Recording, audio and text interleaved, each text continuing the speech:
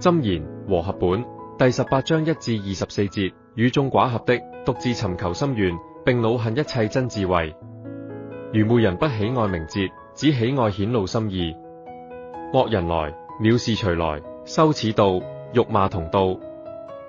人口中的言語如同深水，智慧的泉源好像湧流的河水。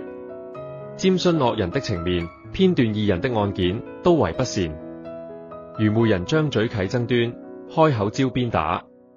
愚昧人的口自取敗壞，他的嘴是他生命的網羅。傳舌人的言語如同美食，深入人的心腹。做工懈怠的與浪費人為弟兄。耶和華的名是堅固台，義人奔入便得安穩。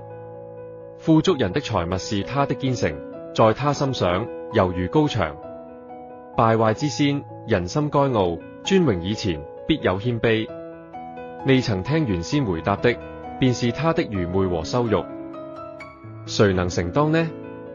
人有疾病，心能忍耐，心靈憂傷。聰明人的心得知識，智慧人的以求知識。人的禮物為他開路，引他到高位的人面前。先訴情由的似乎有理，但鄰舍來到就察出實情。比取堅固城還難，弟兄結怨，勸他和好，也能解散強盛的人。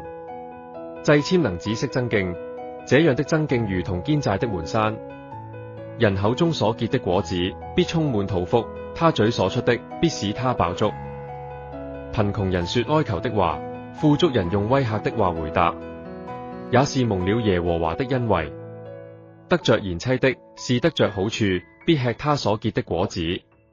生死在舌頭的權下，喜愛他的，濫交朋友的，自取敗壞，但有一朋友比弟兄更親密。